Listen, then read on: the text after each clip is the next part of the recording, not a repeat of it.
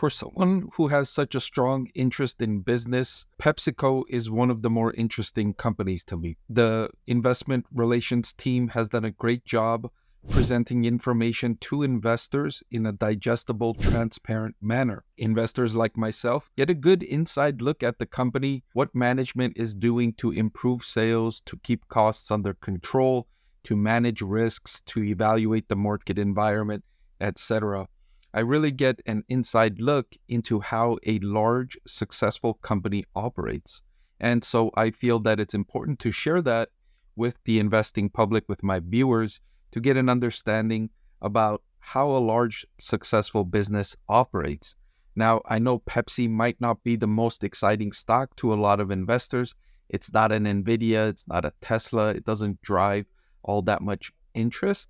But if you want to get an inside look at successful business operations and how some of these other smaller companies might eventually become a large, profitable company, I think Pepsi provides good informational analysis for viewers. I want to thank The Motley Fool for sponsoring this video. Visit fool.com/Parkev for the 10 best stocks to buy now. So interestingly, Pepsi has several large segments inside of the overall company, one of which is its Frito-Lay snack segment.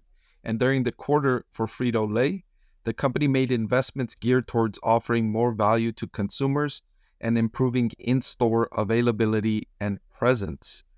And that's one of the categories or one of the ways PepsiCo improves sales is by making their products more available in stores.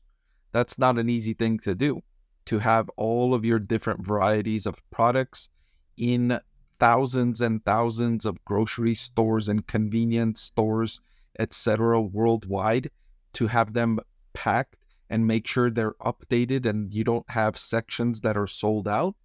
That's a difficult business task, and PepsiCo has done that masterfully. That's why they've maintained these relationships with these large stores, retail outlets, is because those large stores can rely on Pepsi to deliver their products in a timely manner, present them in an effective manner that gets consumers to buy. And grocery stores, they make their money on volume. So the more people buy, the more the grocery stores will make. They make very small profit margins, low single-digit profit margins, and so they rely on turnover. And PepsiCo offers those stores a profitable opportunity because they have so many products that turn over so quickly and they replenish them so effectively that it's really driving those relationships. It's why if you're a competitor in this industry, it's hard to get any shelf space from grocery stores because they look at you and they say, we don't know you. We don't know if your products are going to drive sales. We don't know if you're going to be able to replenish this inventory effectively. We don't know if you're going to effectively manage this business. So we don't want to give you that shelf space that we can give to Pepsi or we can give to some other more reputable brand that's demonstrated performance over decades. And that's how PepsiCo retains such a large market share in its categories. The company goes on to say that the cumulative impacts of inflationary pressures and higher borrowing costs over the last few years have continued to impact consumer budgets and spending patterns. And it's interesting to see PepsiCo getting impacted by this. I thought Pepsi would be one of the last companies to get impacted by the tighter consumer budget because it's such a habitual product and it's such a low percent of a consumer's total monthly outlay. If you think about how much money someone spends on Pepsi's products and you compare it to their overall spending, it's a small percentage, unlike something like housing or transportation, which is a large percentage compared to their overall spending.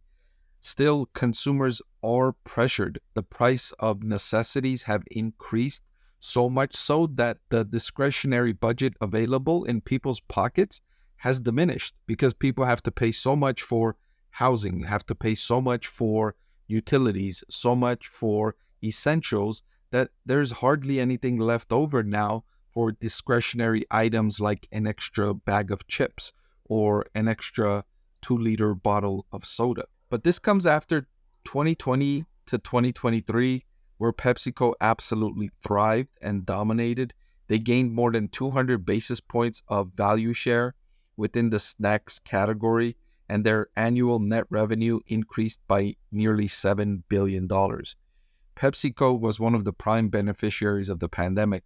If you were spending more time at home with more money in your pocket, you've got more time to consume those snacks and you've got more money to buy more snacks. So that absolutely played into Pepsi's hands. And you can see the results of that 7 billion incremental growth in revenue in those 3 years for Pepsi.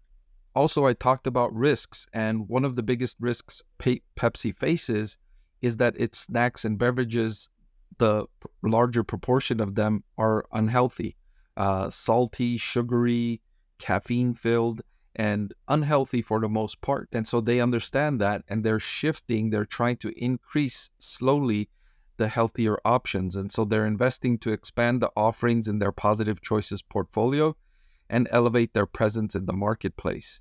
And that includes brands like Sun Chips, Stacy's, Popcorners, as well as Baked and Simply varieties. So it's interesting to see that, right? PepsiCo management team understanding that the majority of its products are unhealthy and the consumer trends are shifting towards more healthy beverages and snacks. And so they're slowly investing to drive up those categories within their product portfolio to offset some of those declining impacts, right? So if consumers are choosing more healthy and less salty and sugary, so this part of the business will decline, but this part of the business will slowly rise. So it's difficult to manage that effectively. PepsiCo so far has done a reasonable job of this, and over the next 5 to 10 year period, this is going to be a critically important category for Pepsi. Another area that I think is critical to Pepsi's success is e-commerce, right? They're broadening their presence in the away-from-home segment, which they have a smaller market share compared to Coca-Cola. You don't often see PepsiCo as an option at a restaurant. It's mostly Coca-Cola. And so they're trying to gain traction in that space. But I think more importantly is e-commerce businesses. I think if PepsiCo can really get this right, they can shift to this direct-to-consumer model where they send their products to consumers on a recurring and monthly or bi-weekly basis and thereby skip grocery stores entirely.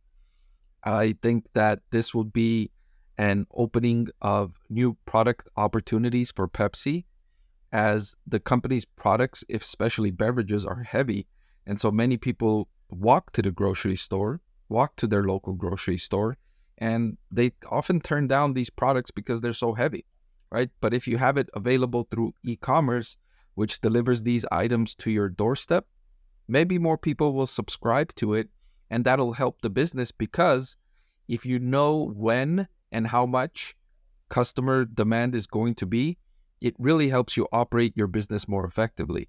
You don't have any overages of inventory. You don't have storage costs with inventory. You reduce waste, all of which helps your business operate more efficiently.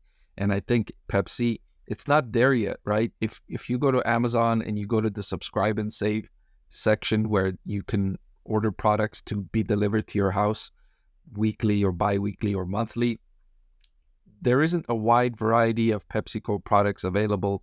Not all of their products are available for subscribe and save on Amazon. So the more they can expand on that, I think the more effectively and efficiently the business can operate because of those benefits I highlighted. And I'll end with these two comments from management.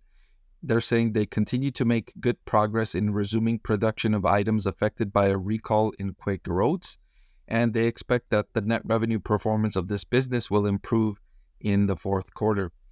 They faced a recall in this segment, so that segment had been impacting bringing revenue down, and they expect it will improve going forward. In beverages, their core operating profit increased by 7% and operating margin expanded by 90 basis points, even though they included the double-digit increases in advertising and marketing spending. and this represents the fifth consecutive quarter of core operating profit margin expansion. And this is what I talk about when I say a large, successful business, in being able to operate the business effectively enough to generate profit margin expansion, even when sales are not doing so well. You find other ways to increase profit. If your sales are falling, you find ways to lower your distribution costs. You find ways to decrease your hours you offer your employees. You find products that are not delivering the amount of profit margin per sale that you require. And so you may reduce the availability of that certain product. And so this is how effective a large, successful business operates. And this is not an easy thing to do. This is not an easy thing to do. And when you have a company that can perform like that, it's impressive at this large of a scale. So really interesting. PepsiCo is one of the more interesting large businesses that I follow. And I hope this has been informative in your decision making if you're evaluating PepsiCo stock. Hey everyone, I'm excited to announce that my book is finally available for sale. I've been working on it for more than a year now, so I'm really excited to finally share this with you now. It goes through my framework for evaluating stocks. Some of you often ask why I like this stock or why I like the other stock, and this framework provides you the things that I look at when I'm evaluating stocks. I've added the link in the description below.